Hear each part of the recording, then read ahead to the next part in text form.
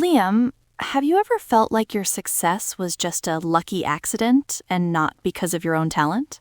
That's actually a feeling I have quite often, Lisa. It feels as though you've just taken a peek inside my mind. I'm thinking about my younger sister. She's such a hard worker, yet she's convinced that getting into university was just a fluke. I understand that completely. Even when people praise my writing, I sometimes worry they've made a mistake or misunderstood something. But it's clearly the result of all your hard work and late nights at the desk. Logically, yes, but emotionally, I find myself doubting if the effort I put in truly matches the success I've received. You're definitely not alone. Even the most famous people in the world feel this way. Take Emma Watson, for example. She's been a top actress since she was a child in the Harry Potter films. She's incredibly talented. Did she speak about this feeling? Yes, she said, "It's almost like the better I do, the more my feeling of inadequacy actually increases." That's a powerful word, inadequacy. It's the feeling of not being enough. Exactly. She said she constantly feels like at any moment, someone is going to find out she's a total fraud. It's incredible that someone of her stature feels like they don't deserve what they've achieved. And she's not the only one. The legendary author Maya Angelou felt it too. Maya Angelou. She was a force of nature. What did she say? She once said, "I have written 11 books, but each time I think, they're going to find out now. I've run a game on everybody." Even after 11 books. That proves that this imposter syndrome doesn't just disappear with success. It really doesn't. It's a shadow that follows you, no matter how bright your light shines. Let's dive deeper into why so many of us feel like we're running a game on the world. It's so interesting, isn't it? Even world-class stars feel like frauds. Why do you think that is, Liam? I think it often comes from how we perceive our own struggles compared to others. Think about it. You are present for every single one of your own failures, doubts, and messy moments. That's so true. I see myself when I'm tired, when I make mistakes, or when I'm just staring blankly at my computer screen. Exactly. You see your behind-the-scenes footage in 24/7 detail, but with other people, you usually only see their highlight reel. Especially nowadays with social media. Everyone looks like they're winning without even trying. Precisely. When you hear about a friend's promotion or see someone's beautiful vacation photos, you don't see the stress or the overtime they put in. So when people praise us for being smart or talented, we feel like they're lying because we remember all those moments of self-doubt. Yes, we think, if they only knew how much I struggled with that simple task, they wouldn't think I'm capable at all. It's like we have a secret file of all our weaknesses, and we're afraid someone is going to open it. It's a very heavy burden to carry.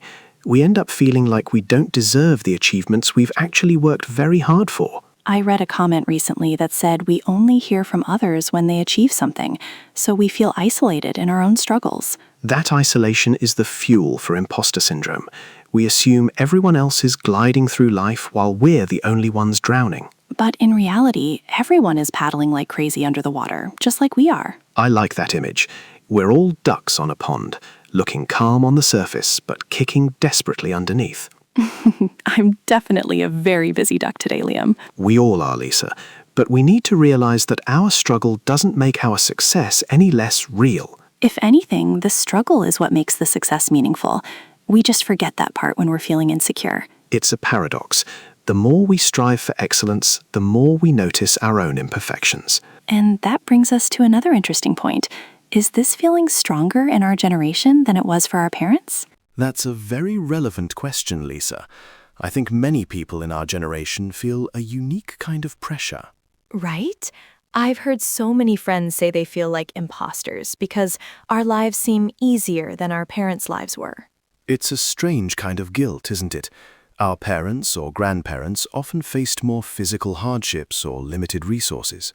Exactly. My dad always talks about how hard he worked to buy his first car. Compared to that, my office job feels, less real sometimes. I feel that too. Because we have technology and more opportunities, we feel like we haven't earned our comfort through enough suffering. Yes, it's like there's a voice in our head saying, "You have it so easy. You don't have the right to feel tired or successful."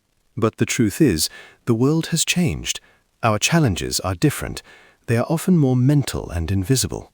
That's so true.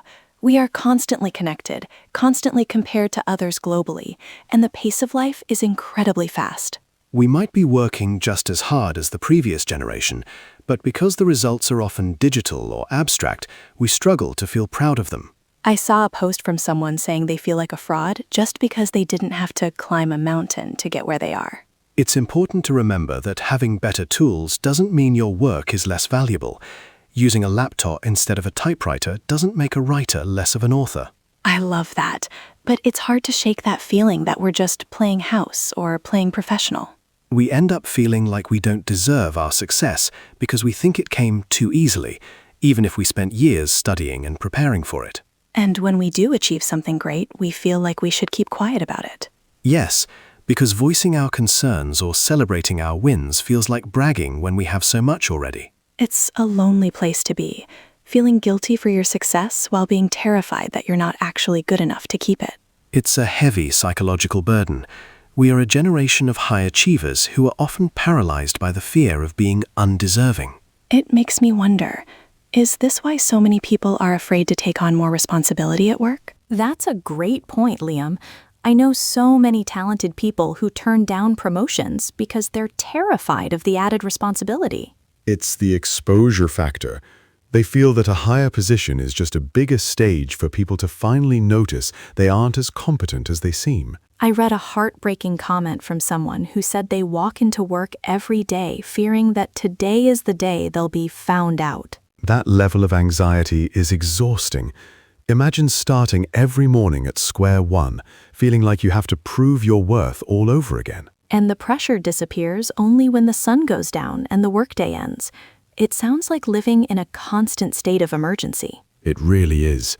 When you're in that mindset, even a compliment feels like a threat. A threat? How so? Well, if someone tells you, "Great job on that presentation," your brain might twist it into, "Oh no, now I've set the bar even higher. I can't possibly do it again." Wow, so you start thinking people are lying to you, or that they're just being nice because they haven't seen your true self yet. Exactly. You become paranoid.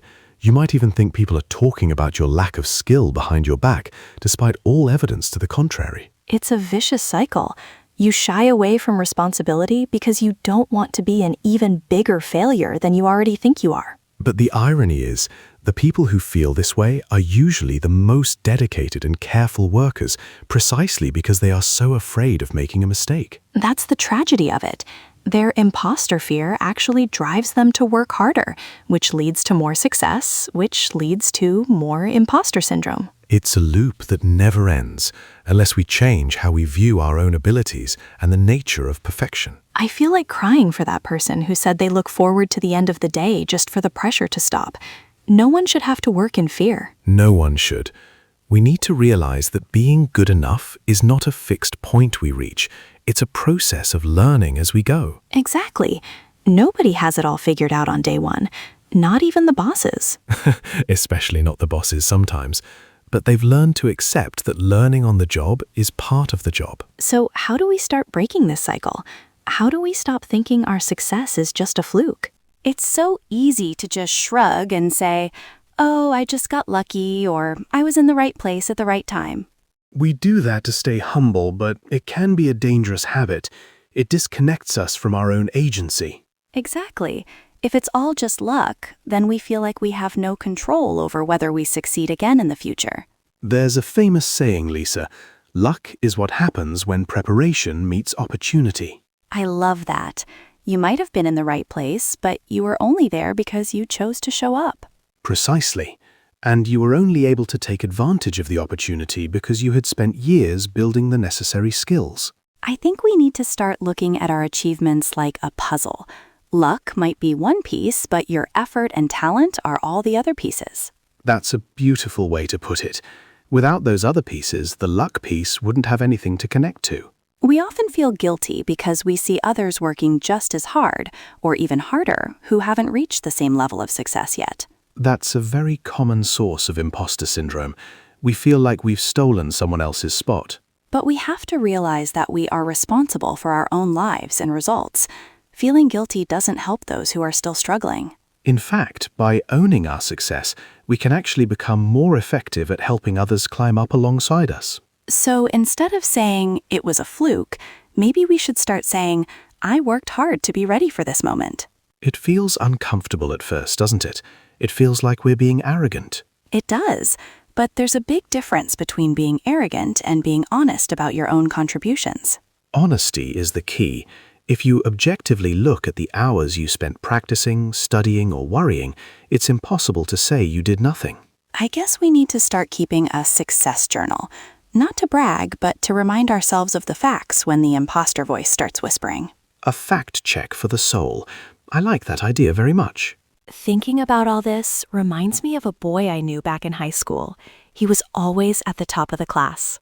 Every school has someone like that. Usually, people assume they're just naturally gifted and have it easy. Right, but he was different. Before every single exam, he would be in a near panic, saying he knew nothing and was definitely going to fail. That sounds like a classic straight-A student cliché. I imagine some of the other students thought he was just faking it for attention. Exactly. People used to roll their eyes and think he was just fishing for compliments or looking for a humble brag. But looking back now, through the lens of imposter syndrome, it looks very different, doesn't it? Much different. I realize now that he wasn't looking for praise. He was genuinely terrified. His self-esteem was so tied to his grades that he felt like a fraud every time. So even when he got the highest mark, he probably felt like he'd just gotten away with it one more time. Yes. He once told me he felt like he was just good at taking tests, not at actually being smart. He felt like he was tricking the teachers. That's the tragedy of the high achiever. The more you succeed, the more you feel you have to lose. The pressure to maintain that image becomes a prison. It really does. Because everyone expected him to be perfect, he couldn't admit he was struggling without feeling like he was failing everyone. We often lack compassion for those at the top because we think they don't need it, but they are often the ones most haunted by the imposter within. If we had known it was imposter syndrome back then, maybe we could have supported him instead of judging him. It shows that this feeling starts young. It's not just about jobs or titles. It's about that core belief that who I am isn't enough to justify where I am. So, Liam, after all this talk, how do we actually start being kinder to ourselves? I think it starts with a simple change in perspective. Instead of seeing imposter syndrome as a flaw, we should see it as a sign of growth. A sign of growth. That's an interesting way to look at it. Well, you only feel like an imposter when you are pushing yourself out of your comfort zone and trying something new or challenging. So it's actually proof that I'm brave enough to take on things that scare me? Exactly. If you weren't growing, you wouldn't feel that tension. But more importantly, we need to learn how to celebrate the small wins. We're so bad at that, aren't we?